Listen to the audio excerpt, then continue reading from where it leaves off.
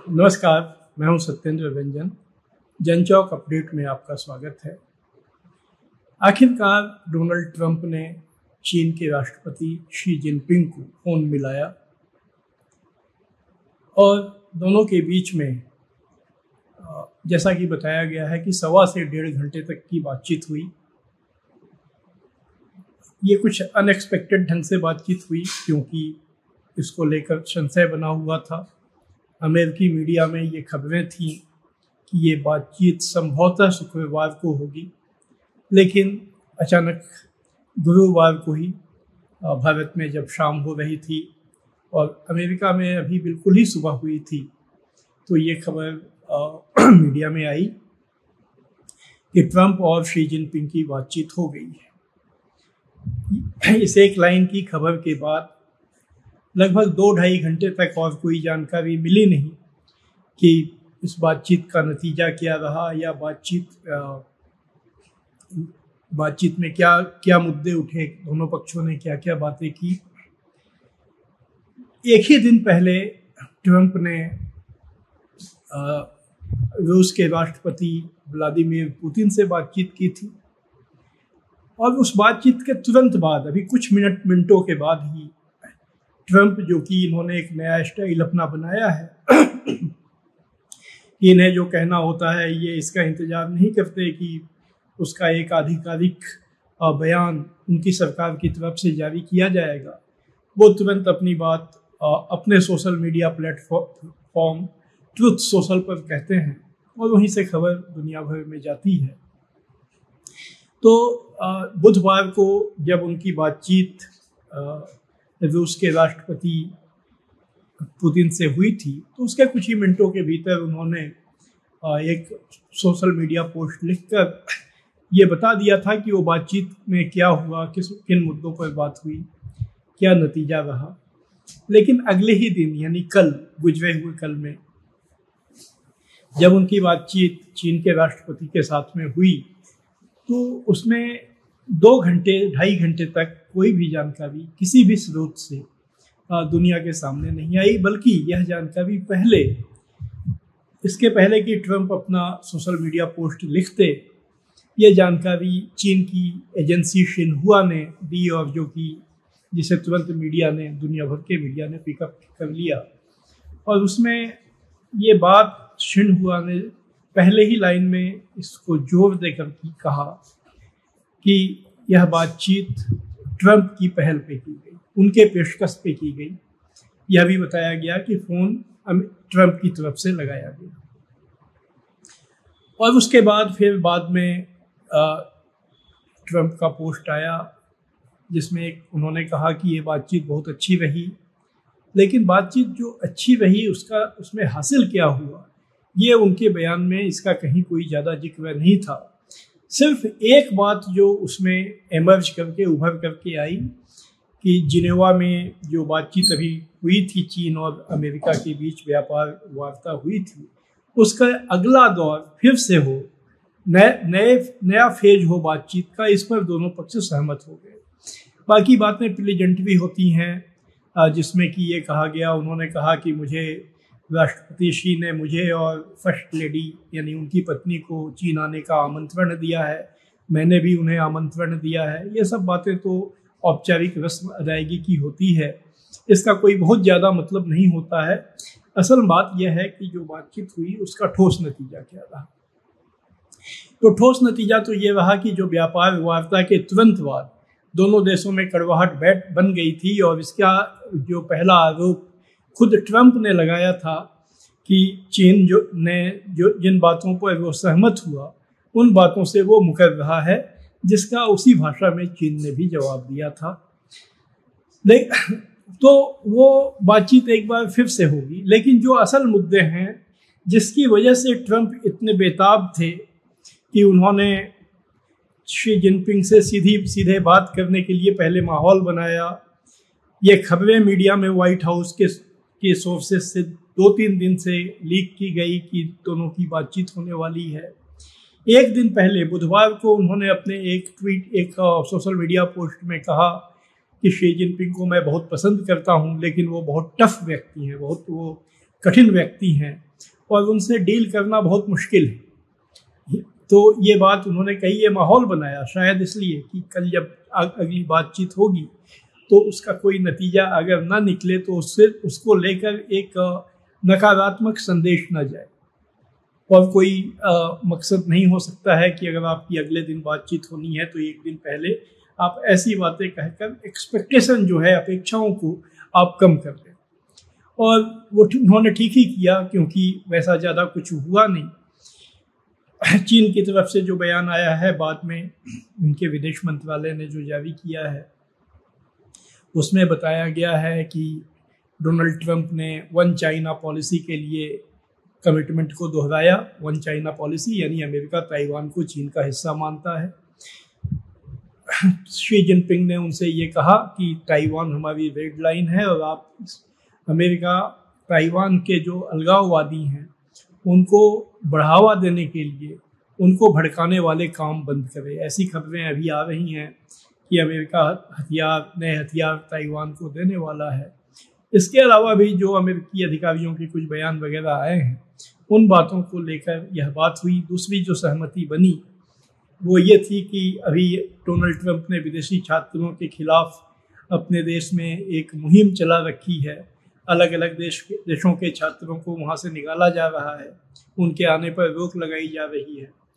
तो लेकिन इसमें उन्होंने ये सहमति बताई और बाद में ये बात उन्होंने प्रेस कॉन्फ्रेंस में भी ट्रंप ने कही कि चीन के छात्रों का अमेरिका में स्वागत है। चीन के छात्र आएंगे तो वो उनके आने से हमें कोई दिक्कत नहीं है, बल्कि उन्होंने कहा कि हम उन्हें वेलकम करते हैं कि वो यहाँ आएँ।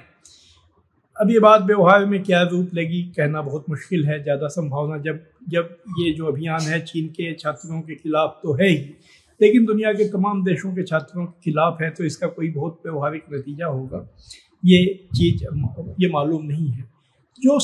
जिस चिंता की वजह से, जिस असल मुद्दे की वजह से ट्रंप इतने बेताब थे, वो ये सब मुद्दे नहीं थे।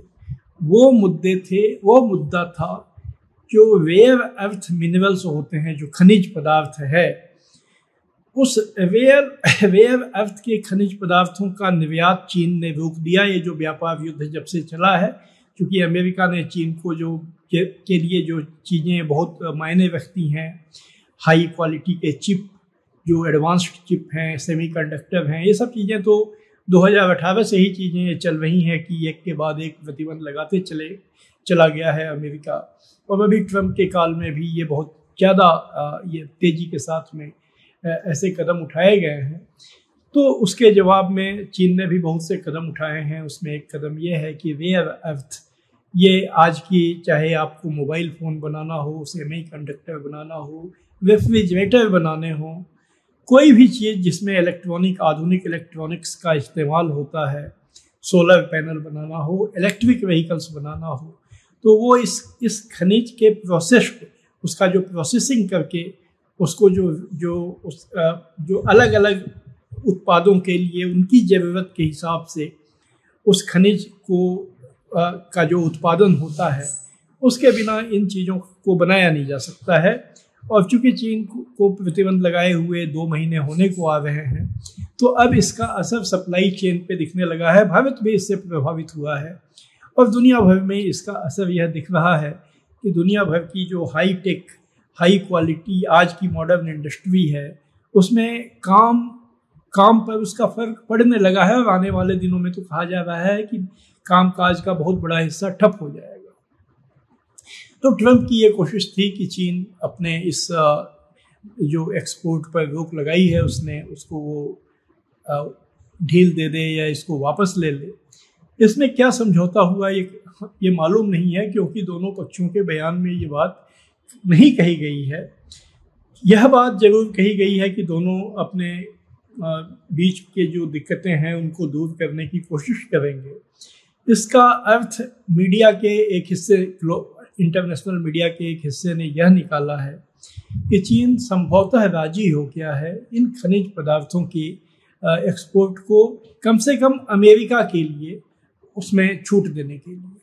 ये देखना होगा, आने वाले दिनों में पता चलेगा कि क्या ऐसा सचमुच हुआ है, क्योंकि ये खनिज पदार्थ वैसे तो काफ़ी कम है दुनिया में, लेकिन उतने कम भी नहीं है। दुनिया के अलग अलग हिस्सों में इनकी बहुत सी खदानें हैं। वो समस्या नहीं है, समस्या उसकी प्रोसेसिंग कैपेसिटी का है। उस खनिज को उस नॉन यूजेबल यानी जिसका इस्तेमाल नहीं हो सकता है उससे यूजेबल में बनाना, फिर यूजेबल को अलग अलग जो डिमांड्स हैं चीज़ों की, उन डिमांड के मुताबिक बनाना, इसकी 70 से 80% क्षमता चीन के पास है। और अगर इतनी बड़ी क्षमता का देश उसका निर्यात रोक देगा तो समझा जा सकता है कि उसका असर क्या है। और ये बेताबी का असल कारण था। दूसरी वजह अमेरिका में बढ़ रही महंगाई भी है, क्योंकि चीन, और इसकी जिम्मेदारी तो खुद ट्रंप के ऊपर है। उन्होंने जो चीन से जो भी सामान आता है उसमें केवल कुछ चीज़ों को छोड़कर, लैपटॉप वगैरह को छोड़कर, ज़्यादातर चीज़ों पर उन्होंने 30% टैरिफ लगा रखा है। 10% टैरिफ और 20% जो फेंटानिल का जो एक विवाद है, उनका आरोप है कि चीन से मादक पदार्थ फेंटानिल बनकर अमेरिका जाता है। जब तक चीन उसको नहीं रोकेगा, उनका कहना है कि उसके लिए उन्होंने 20% वो टैरिफ लगा रखा है। तो 30% अगर किसी भी चीज़ पे टैरिफ लग जाएगा तो जाहिर है उसका नतीजा ये होगा कि जब वो चीज़ किसी भी देश में आएगी तो उसमें 30% वो महंगी हो जाएगी। साधारण सा गणित है। और इसकी वजह से अमेरिका में जो ये रिटेल स्टोर्स होते हैं, वॉलमार्ट के, टारगेट के, इन सब जगहों पर और आम रोज़मर्रा की जो चीज़ें हैं ज़रूरत की, वो सारी चीज़ों की कीमतों में अभी एक ताज़ा रिपोर्ट के मुताबिक औसतन 8% की तो बढ़ोतरी हो चुकी है। और आने वाले दिनों में जैसे जैसे इन चीज़ों की कमी होगी, क्योंकि चीज़ें जब जिस दिन लगाया जाता है उसका असर तभी नहीं होता है, क्योंकि बहुत सी चीज़ें तो पहले से खरीदी जा चुकी होती हैं, जो बहुत सी चीज़ें रास्ते में होती हैं समंदर में। जो नई खरीदारी होगी और जो नई चीज़ें वहाँ पहुँचेगी उसके ऊपर ये असर होगा। तो ये असर होने में 1.5 से 2 महीने या 3 महीने लगते हैं। और अब चूँकि टैरिफ लगे हुए 2 महीने से ऊपर होने वाले हैं, तो उसका असर अमेरिकी बाज़ारों पर दिखने लगा है। और ये उनके ट्रंप के लिए एक बड़ी मुसीबत है, एक बड़ी मुश्किल है, क्योंकि महंगाई कम करना उनका एक वादा था, लेकिन ये तो खुद उनके अपने ही कदम से हुआ है। इसमें चीन से बातचीत से कोई ज़्यादा समाधान निकल नहीं सकता है, और ये ऐसा हुआ भी नहीं। खैर, ट्रंप ने ये साफ किया कि चीन के साथ सिर्फ व्यापार के मुद्दे पर बात हुई, शी जिनपिंग के साथ किसी अन्य मुद्दे पर नहीं हुई। जाहिर है, यानी रूस यूक्रेन के मामले में बात नहीं हुई, ईरान के मामले में, पश्चिम एशिया के मामले में, किसी अन्य मामले में बातचीत नहीं हुई। तो जाहिर है ये उनकी बात से ही साफ है कि उनका जो पूरा फोकस था वो फोकस व्यापार पर था। और व्यापार पर ये खुद उनकी अपनी नीतियों ने खुद उनके अपने देश के लिए मुसीबतें खड़ी कर दी हैं। अब उस मुसीबत का समाधान वो निकालना चाहते हैं। दूसरे देशों से बातचीत करके ये निकलना संभव नहीं है, लेकिन वो शायद कुछ करते हुए दिखना चाहते हैं। तो उन्होंने बातचीत की, उन्होंने बातचीत के पहले माहौल बनाया, और इस बातचीत ने एक चीज़ को बहुत साफ कर दिया है कि दुनिया में जो शक्ति संतुलन है, कम से कम आर्थिक मामलों में, वो उसका केंद्र शिफ्ट हो चुका है। एक समय जरूर उसका केंद्र अमेरिका होता था, आज भी फाइनेंस का केंद्र वो है, वित्त का केंद्र वो है, लेकिन जहाँ तक उत्पादक अर्थव्यवस्था है, चीज़ें बनाने की अर्थव्यवस्था का सवाल है, चीज़ों का उत्पादन, रोज़मर्रा की ज़रूरत की चीज़ें और हाई टेक की भी जो चीज़ें हैं, वह अर्थ हाई टेक की चीज़ है। और अब तो जो आर्टिफिशियल इंटेलिजेंस से संबंधित जो भी टेक्नोलॉजी है, इन सभी मामलों में जो सेंटर है वो शिफ्ट करके एशिया आ गया है, और एशिया खासकर चीन आ गया है। और वैसी परिस्थिति में जो देश आर्थिक मामलों में चीन के साथ टकराव मोल लेगा, तो उसको ये इन दिक्कतों से गुजरना पड़ेगा। इसका एहसास डोनाल्ड ट्रंप को, उनके प्रशासन को हो रहा है। पहले एक ज़माना था जब ऐसे मामलों में अमेरिका अपनी ताकत की धौंस दिखाकर, उसकी धमकी देकर देशों को मजबूर करता था कि वो अपनी नीतियों को बदल दें। और वो ज़माना बहुत पहले की बात नहीं है, अभी 10 साल हुए, 15 साल पहले तो निश्चित रूप से ये चीज़ें दुनिया भर में होती थी कि देश ऐसे कदम नहीं उठाना चाहते थे भय की वजह से, जिसका संबंध अमेरिका के खिलाफ जो जाता हो। लेकिन वो उस मामले में भी स्थितियां बदल चुकी हैं, हम लोग कहीं भी देख सकते हैं। हम लोग रूस और यूक्रेन के मामले में देख सकते हैं। परसों ट्रंप ने पुतिन को फ़ोन किया, उसके बाद उन्होंने खुद ही कह दिया कि मेरी बातचीत के बाद शांति की कोई गुंजाइश नहीं निकली है फ़िलहाल। और यही चीज़ हम लोग पश्चिम एशिया में हमास को कुचलने की इतनी कोशिशों के बावजूद अमेरिका और उसकी शह पर इजराइल उसमें नाकाम है। तो दुनिया में अब जो शक्ति का संतुलन है वो बदल चुका है, उसमें नई ताकतें उभर करके सामने आ गई हैं। और उसमें खासकर अगर सैनिक मामला है तो उसमें चीन और रूस दोनों एक बड़ी ताकत के रूप में आज दुनिया के सामने में है। आर्थिक मामलों में तो चीन का एक तरह से वर्चस्व है। अमेरिका की दिक्कत यह है कि वो अपने पुराने ज़माने की ताकत को आज की भी ताकत मानकर, वहाँ ऐसे लोग हैं जिनके लिए यह स्वीकार करना मुश्किल हो रहा है कि अब उनका वो दौर नहीं रहा, लेकिन वो इस दौर के साथ, नए दौर के साथ, नई परिस्थितियों के साथ एडजस्ट करने को तैयार नहीं है।